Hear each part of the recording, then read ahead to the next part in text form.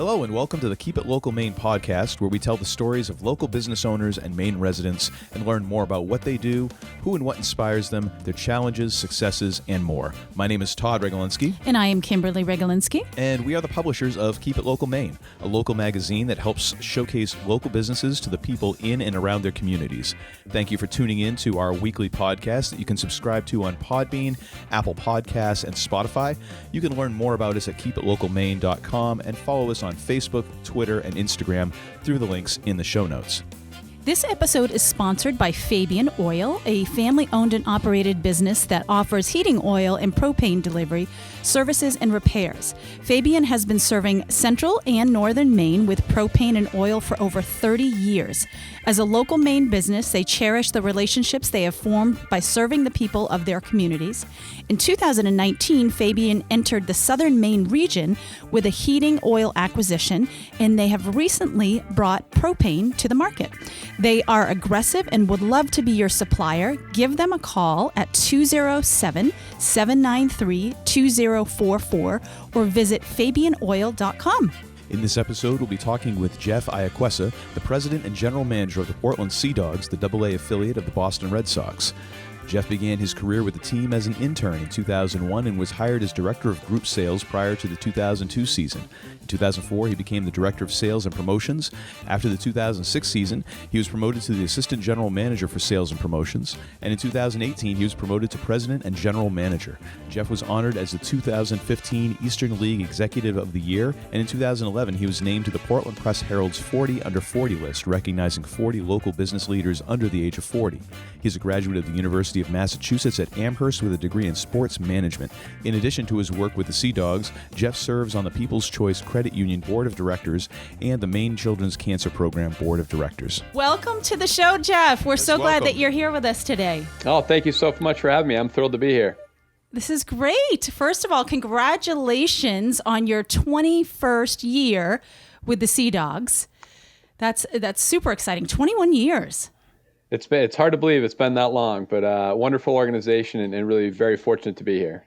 That's fantastic. How rare is it for someone to spend that amount of time with one team? And what does that mean to you personally? You know, it's funny you ask. It seems to be feast or famine on that. It seems like around the industry, you're either at a team for a long time like that, or you're at a team for a very short period of time and kind of transition from team to team. You know, for me personally, having the opportunity to be up here, living in Maine, working in Portland, and working for our ownership group and for the AA affiliate of the Red Sox is just really, I couldn't ask for anything more. Every day is a challenge. Every day is fun, but it's challenging, which is great. And I've always said, as long as the position is challenging, it's something that I want to do. And then obviously the last 14 months have been a big challenge, but you know, for people always ask, you know, I'm the GM of a AA baseball team. Do you want to go on to AAA or do you want to go into the big leagues? And when you're working on the business side of a minor league team, it's way more about the market that you're in, which Portland's a great market, and your ownership group. And Bill Burke and Sally McNamara are tremendous owners. So couldn't be more fortunate to be here. That's great. So can you give us a little background? Like, how did you start with the team?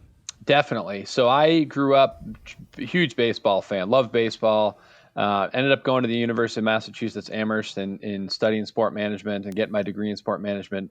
And when I was there, I knew I wanted to work in baseball. So I was part of the internship track, interviewed with several minor league teams over the course of a couple of days in the fall before I graduated, and got offered the internship opportunity to come up here to Portland. My advisor said, you got to take that one. It's one of the best internship programs they have. So ended up interning here during the 2001 season, then was fortunate enough to get hired full-time after that and have been here since. Wow. That's pretty cool. That's pretty cool. I mean, literally working your way up right from, you know, about interning, the bottom. Yeah. I mean, I don't know if there's any position. I mean, the only thing you can do before that is spreading grass seed and, you know, chalking the lines. Exactly. Yeah, exactly. Wow. That's awesome. Yeah. Now, at that point, was it the Red Sox? Were they the Red Sox affiliate, or was that still in the Marlins era? We were still the Marlins then. So I had 2 seasons with the Marlins, and then we switched to the Red Sox for the 2003 season, and obviously I've been with them since. Okay, I always get that confused because I'm also from away, and which is kind of nice that, you know, little company here on the on the podcast for someone Yeah. like myself who's from away. I won't hold it against you that you went to UMass. I went to UNH myself. All so. right. But what have been some of the biggest changes that you've seen in your time with the Sea Dogs in the business of minor league baseball and even just the team itself? Yeah, there's been a lot, and it's been pretty amazing when you think back and look at the biggest changes. From a business standpoint, I'd say social media, easily social media, and the advent of the iPhone, iPad, devices that you carry with you and you can get information on. Both of those have changed the industry. And I think have changed it for the better. It allows us, as it does for many businesses, to be able to connect directly with fans, get feedback from fans, both positive and negative, but also send out information about upcoming events that we have, information about players that we have coming and going. It's amazing how that has changed, obviously changed the world, but obviously changed our business as well, is the advent of social media and the phones. And then, from the baseball standpoint, I think the industry has changed tremendously in how players are developed and using analytics. Nutrition, it sounds silly, but nutrition has evolved tremendously over that time. The focus on nutrition for the players, no more peanut butter and jelly or pizza and stuff pre-game, post-game. It's all very, very big focus on nutrition as well. So it's evolved quite a bit. And I always say that in 21 years, it's evolved between social media and those aspects. But, we could sit here 5 years from now, and just in the next 5 years, I'm sure it's going to evolve in ways that we can't even imagine right now, too. Oh, I'm sure. Yeah.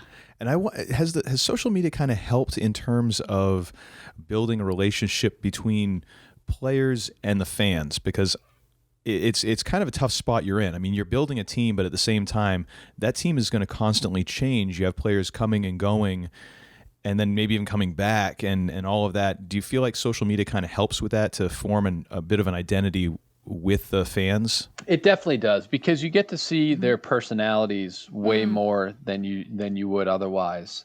We still do a lot of the community events or pre-COVID and after COVID will, as far as school appearances and clinics and things like that go. But you get to kind of take a peek behind the curtain of who they are personality wise and connect with them in that way. So I definitely think it ties them in with our fans and with the community even more so. And it casts a much wider net for your quote unquote community as well. You can be anywhere in the world and connecting with these Sea Dog players. And I think that makes it really great too. That's true. Hadn't thought of that. Yeah. And actually a kind of a selfish question for myself, because I kind of want to understand this, because I grew up going to, minor league hockey games, with my dad going to the Mariners, and then also, going to way back in the Wayback Machine, going to like the Maine guides and, even in the Sea Dogs even for a while there too. But what is it like in AA? Like, what is that kind of level of the minor league system as far as developing players, and what is the organization's role in that process and getting players to the major leagues? That's a great question. And, for us, for the AA level, it's a lot of times where you see it's known as the prospect level. So AAA, you've got some prospects there, but you also have some major league kind of guys that can fill the roster at the major league level if you have an injury or need a bullpen arm. Whereas AA, it's younger, it tends to be younger players and up and coming prospects. And, that's really one of the great things about being the AA affiliate is, Red Sox fans care about the minor league system because they care a lot about the big league team, and they understand that the players of tomorrow are coming up today with the Sea Dogs. And so having those younger prospects, seeing them on their way up, seeing them get their work in, seeing them get improving and being promoted to AAA, it's really a unique experience for our fans. It's actually one of the most difficult jumps in professional baseball is the single A level to AA, because you have two single A teams. You have a low A and a high A. So you have really, two 25 player rosters at the single A level. So you're talking about 50 players, and only a 25 player roster at the AA level.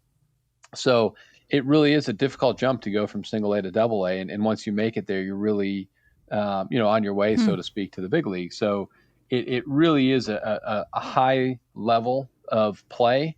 And several players you're going to see here that are going to go on to have good, successful major league careers. Yeah, I always think that's interesting how many players you can trace right back to Portland who have not only been on the Red Sox roster but have had a huge impact definitely at that level. Yeah. I like what you said there. The players of tomorrow are coming up today. That's really cool just to look at it that way. And it's just to visualize that. That's really cool. It is. It's been a great, and we did very well and we're supported very well as a Marlins affiliate, but being in the heart of Red Sox country and just having our fans be able to turn on the TV at night or listen to the radio broadcast of the Red Sox and seeing how many former Sea Dogs are impactful at the big league level, it's great. And we like to brag. They've won four world championships since we've been their affiliate. So some success there too. That's awesome. Yeah. Congratulations. And I mean, let's see. You got Pedroia. Lester played in Portland, right? Definitely. Yep. Mookie definitely played in Portland. Mookie, Jackie Bradley Jr., Andrew Benintendi. Right. Christian Vasquez. I mean, the list is pretty long. I think we're over 200 players now at this point who played with us since we were affiliated with the Red Sox who have gone on to play at the big league. So it's quite a list. Wow.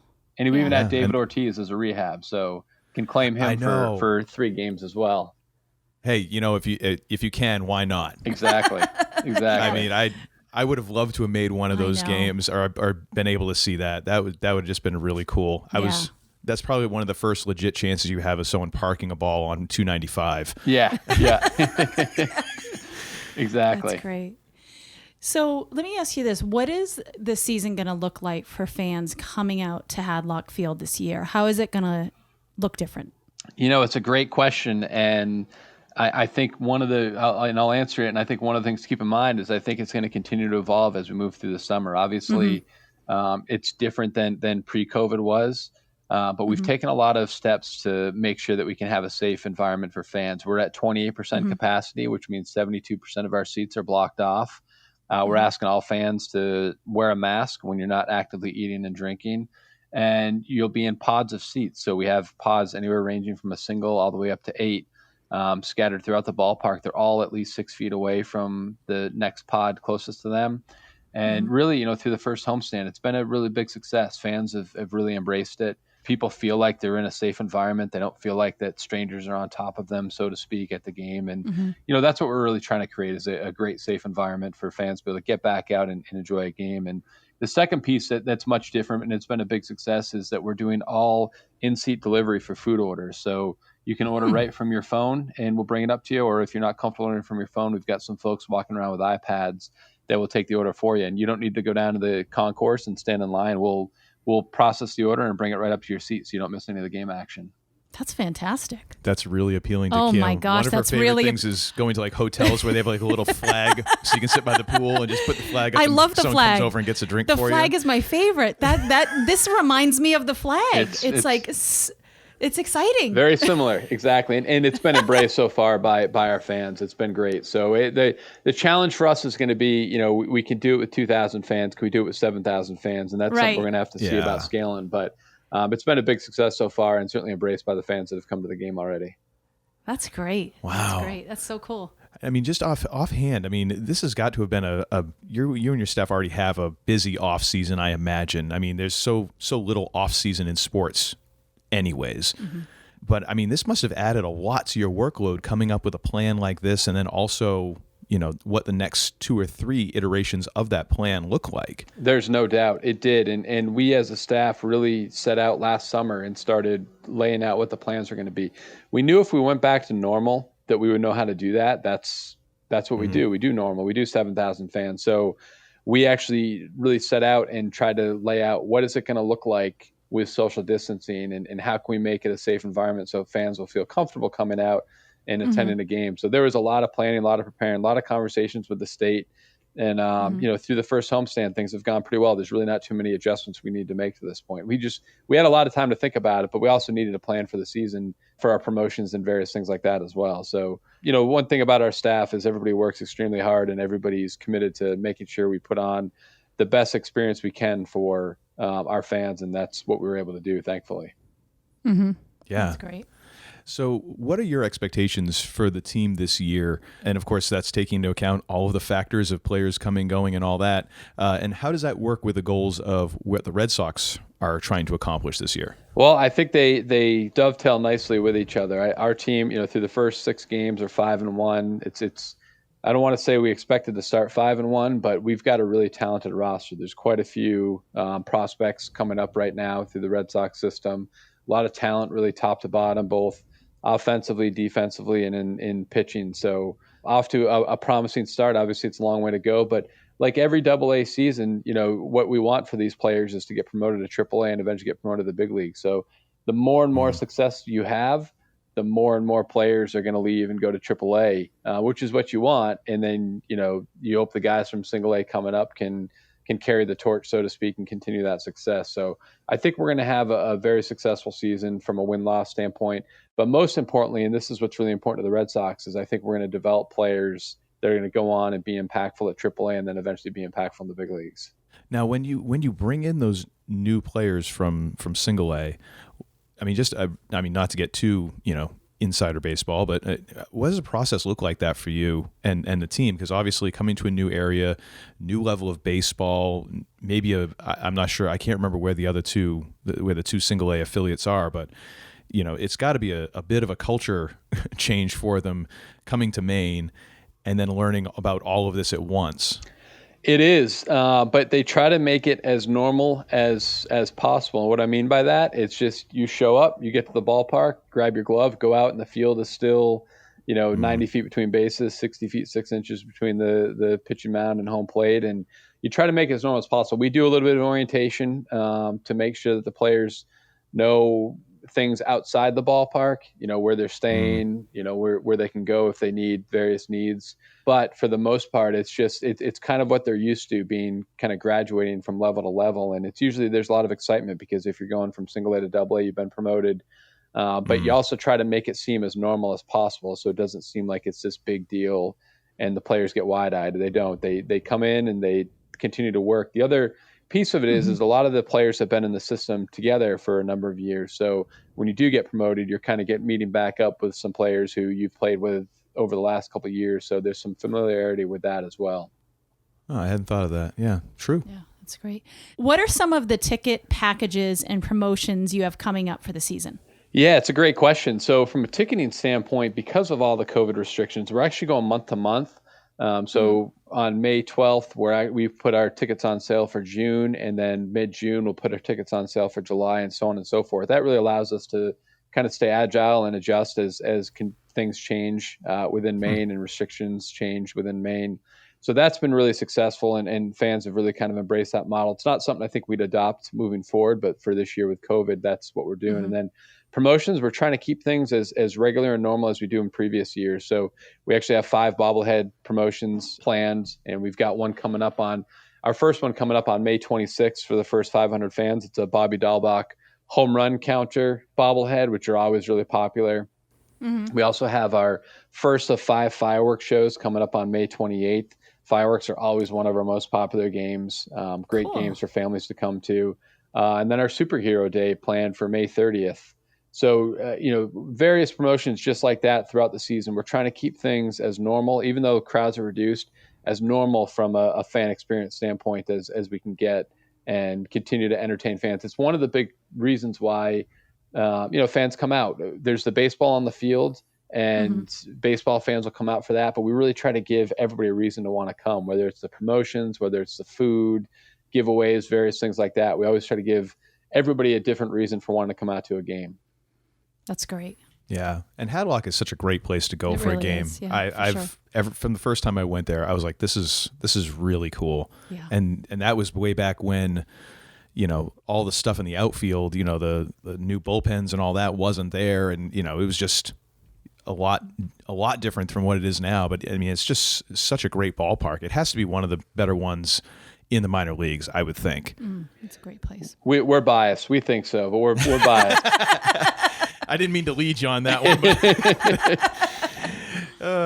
So what you've obviously been being with the Sea Dogs for a couple decades here. Yeah. What are some of your most memorable moments from your time with the team? Oh, that's a great question. I've got so many of them. I've got great ones, and I've got ones that you just soon forget. One of the ones that I love is 2001 was the year, my intern year, and that was the year that we had the helicopter come in to dry off the infield. And to this day, people will tell you oh, you had the helicopter there 2 years ago, or oh, remember last winter you had the helicopter there. We've had the helicopter here once, and that was in April of 2001, but people still remember it like it was last year. That's too funny. And it was a challenge. We got a foot of snow a week before opening day, and it was melting slow, and the infield was wet. And Charlie Eschbach, our original president GM, kind of came up with that idea, and it was twofold. It was maybe seeing if it could dry it out, but also from a promotion standpoint, it still holds to this day. People still think it was a year or two ago, and it was in fact That's 20 too years funny. ago. And that's one. I think winning the East, seeing the team win the Eastern League Championship in 2006 was a great memory. Hosting the All-Star Game in 2005 and 2015 are all great memories. Seeing players like Mookie Betts and David Ortiz come through here are all great memories. There's just so many great experiences that when you stop and think, but those are some of the ones that certainly come to mind pretty quick. Yeah. Yeah. Any of those moments where you're just like, oh boy, we can never do that again, or it was sort of like mark it down, like, okay, yeah, no, not next time. There's some of those, but none that like mortify you to the point of, oh wow, there's things that you try, and that's part of this business, and that's part of any business is you try things out, and they don't necessarily go the way that you plan, and you just don't end up doing them. One of the things that we do, and I know a lot of teams do it, is when our season ends each fall, we get together as a staff and we kind of look at everything that we did that season and decide what we want to try, what we want to put in place again for the following season, and then new ideas to try. So that really kind of helps weed out some of those ideas, but it also helps create some ideas that are successful and aren't successful. But I've always felt like, if people are passionate about an idea, we should let them run with it, even if we're not sure how successful it's going to be, as long as it's family friendly and appropriate. Let folks run with it and then see how it goes. And some of our better ideas have come from that. And you also need to know when something's not a great idea, and you just need to step away from it after trying it. Yeah. That's great. After 21 years, if you don't have any that are like that mortifying, that they're scarring, I think you've done a pretty darn good job. Yeah. Because I bet I would have some serious scars. Yeah. I'll tell you, the biggest scars are the weather ones, the ones that you can't control, the snow right before opening day, shoveling the field, different things like that, rainouts.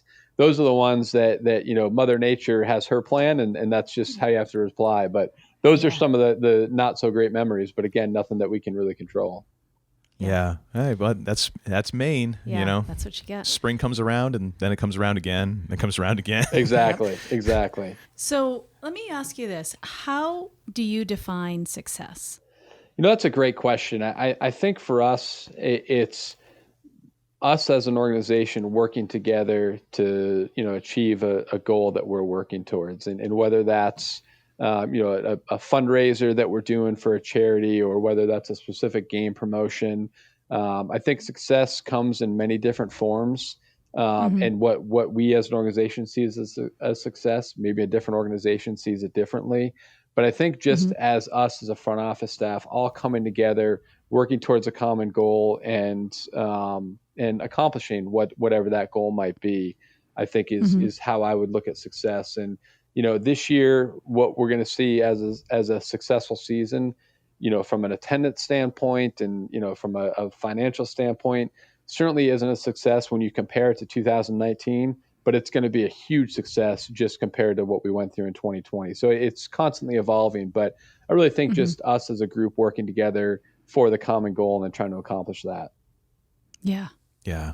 There's going to be some serious asterisks next to 2020, 2021, everything. Definitely. In terms of, I look at this movie was in theaters. It was the top of the box office with $8 million. I'm like, wow, that's like 1917 numbers for how that would have worked. It's crazy how you're just going to see this weird dip those 2 years on every chart for almost everything. It is, yeah. And you ask about the memories. I think 5 to 7 years from now or 10 years from now, this stretch will certainly be a challenging memory. But I also look at it as I think that we've had a lot of success in the last 13 months because of how we've been able to handle things and treat people. And so as tough as it's been, I would still say to this point, and we're still got a long way to go, we as a group and as an organization have been able to do some things successfully despite the challenges that are in front of us. Yeah, that's great. Yeah, totally. So another question that we always enjoy asking is, who or what inspires you, either professionally or personally? That's a great question. I think it has to come to family. I think, my parents inspired me with how they approach things. Honesty is the best policy, work hard and good things will come to you. So that always inspired me. I think, my wife falls under that same category, and my son, we have a 13-year-old son, and I think he inspires us every day with the things that he's learning and evolving and the person that he's becoming. So I definitely think the biggest inspirations around me are my family. My parents, my wife, and my son definitely inspire me the most. That's awesome. So as a Mainer, what is your... Wait, hang on. You have to say that right. All right. As a Mainer. There you go. What is your favorite part, would you say, of living Maine? What do you love about living in Maine? I love the quality of life. I love that you can go spend the summers going to the beach and the winters skiing. I love the people that are here, the community that it is, that we live in, and the support that you get, when things aren't going great, the support you get from our fans and our community, and when things are going really well, that same support. I think the quality of life beats a lot of places where you can be. And I can't say enough about it. And that's why people always ask, well, where do you go from here? And it's like, hopefully I can stay here for quite a long time, because it's just such a great place to be. And like I said, just all the different activities and things you can do over the course of a year, I think makes it really incredible. Yeah, for sure. Yeah, as long as you can't do spring skiing from, the box seats down to the field, exactly. Everything's fine. Exactly. I agree with that completely. Oh, my goodness. But you know what? You always have that helicopter on standby, I guess. Exactly. Yeah. Eventually, it's going to evolve into, they own a helicopter. Yeah. They keep it out at the jet port, and they bring it in every year. Exactly. I shouldn't have even said that, because now we've started a rumor. Yeah. Oh, boy. It's a rumor that's persisted for 20 years, so it'll keep going, I'm sure. Funny. Yeah. It's now folklore. It's not even, folklore. it's become its own thing. Yeah. Exactly. Which is kind of cool, really, Yeah. Well, Geoff, thank you so much for taking time out of your day, for sharing your story with us, for talking about the Sea Dogs, Yes. and letting us know what's happening. We wish you great success this season, both just in terms of keeping people safe at Hadlock and keeping things running smoothly and adapting to all that, and also on the field. We're rooting for you and for the team, and we're looking forward to getting out some games ourselves this year. And, just wish you all the success. Thank you very much. Absolutely. It really is a great pleasure to be joining you. I really appreciate you having me on today. We're excited. We're excited to come see some games. So I'm so excited about the food. You're excited to be, number one, you're excited to be out anywhere. And two, you're really excited about the resort treatment. The resort treatment for food. I like that comparison, definitely. Yes, that's so cool. So I'll be sure that I put links to ticket sales, schedule, all of that, all the social media pages in the show notes, so people can follow the Sea Dogs and also get their tickets. And once again, Geoff, have a great day and a great season. Thank you, Geoff. Thank you very much. Thank you again to our sponsor, Fabian Oil. Be sure to contact them for all your propane and heating oil needs using the information in the show notes. And thank you for listening.